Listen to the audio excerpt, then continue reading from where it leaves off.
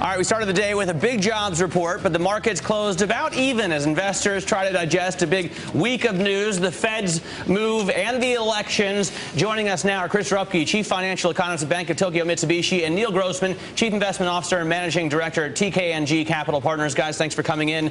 Kind of last minute because, Chris, I got your note this morning, and it struck me. I remember you were on Monday, not last week, just this week at the beginning, and said, we don't think that quantitative easing is really necessary here and not really sure it's going to help as far as the jobs picture. And today you said, actually, it looks like it really is helping. And I saw a number of other economists write to me this morning saying pretty much the same thing. Is it already working? Well, I think I was being a little sarcastic there. I was saying, they announced That's why email is such a bad way to yeah, they announced it Wednesday, and all of a sudden we have big jobs on Friday.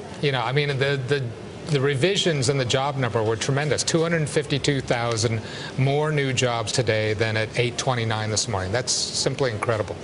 Anyway, well, if you don't adjust it for seasonality, I think we added almost 1 million jobs in October. Really? Oh, that's interesting. But is that right? And by the 919,000 is almost 1 million in my book. It's the third strongest October report going back over 20 years. So not bad. Not bad. The issues will be, one, this is an election year, so you're going to see if any of that was temporary. You also may have some earlier hiring for the Christmas season. And I think one of the real interesting issues that you may see with the statistical numbers right now is that the econometric models that the statistical bureaus use are based on time series of data that are so different from the environment we have that you don't really know overall how good the numbers are. And just to put it into perspective, during the Clinton years, those 8 years, we averaged over 200,000 jobs a month. So we've had 150,000 report. I'm not quite sure it's time to get really, really excited. It would have been better. It would have been good, though. I think Chris pointed out this morning, if the Democrats had this number come out last Friday. It could have been a little bit better, but let's face it. For them, depending which side you're on, right? Well, when he took office, unemployment 9.7. I mean, at 7.9, so it's still tough.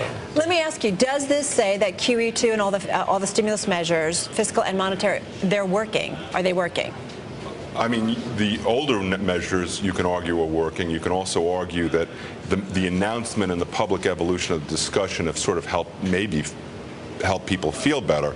But whether it's really necessary in any of the more recent ideas are necessary, or just the old stimulus is sufficient or not, we won't know for a while. I'd also say one interesting point I found, the last 4 months has been not easy to trade and invest because you've had so many competing forces and people. You sort of thought with the election out of the way and the announcement of QE that we might be entering a period where you could feel comfortable about making decisions. I'd say this number actually raises the uncertainty again.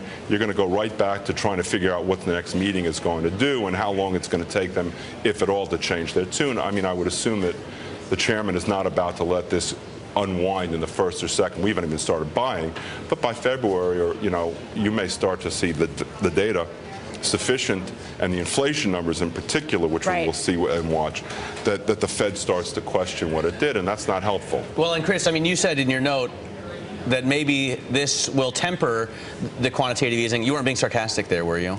No, because... But Adam has also brought up, maybe the markets are saying, look, if we get jobs numbers like this continually, then you can at least say goodbye to QE3 and QE4, right? Right. Yeah, I think it depends on how quickly the unemployment rate comes down. I mean, let's not forget the unemployment rate was stuck at 9.6 today. But generally, if jobs are running in this general area, 159, closer to 200, the unemployment rate should come down. It may be just a month away from coming down anyway.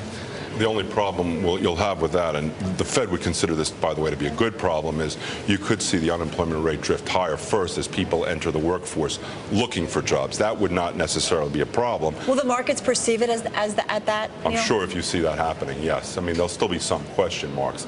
I also think one of my big questions about employment, if you look at the structural issues right now, we stopped losing jobs actually probably about a year ago. But what's happened, I think, is you're seeing that people are staying in the workforce longer.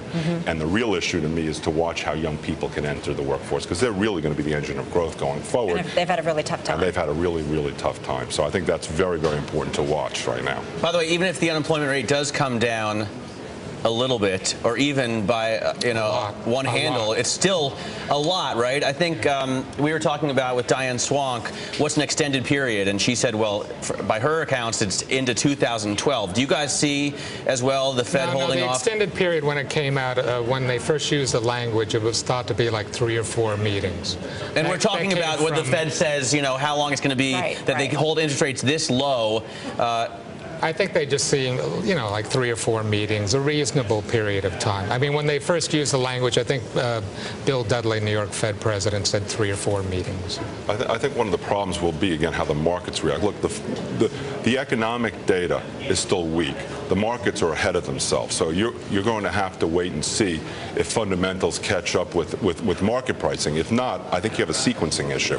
And we've seen this over and over again, where the markets run ahead, everyone sort of starts to get confident, and then all of a sudden the floor comes out and it undoes a lot of what you thought the progress being made was. What about the pressure from overseas? This is something we talked about with Dom and Adam earlier, about other officials outside the United States not very happy about what the Fed's been doing. It's creating chaos, if you will, in their markets, and there could be some countermeasures.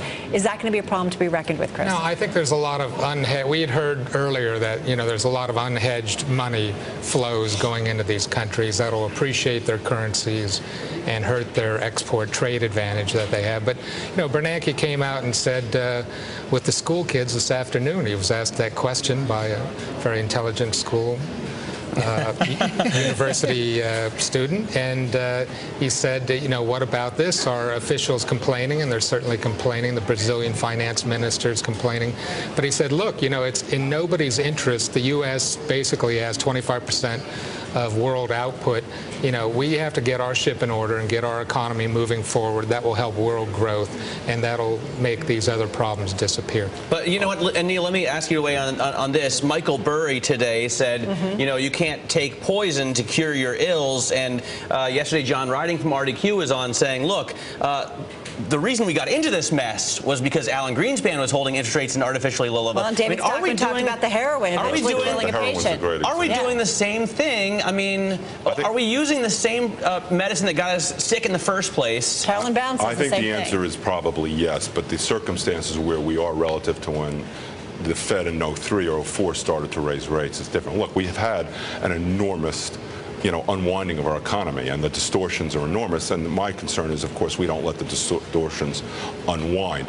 But in the case of what's going on overseas, I think the problems are more than people realize. First of all, Europe's by and of itself a big problem, and you can see that already the peripheral bond spreads are widening measurably.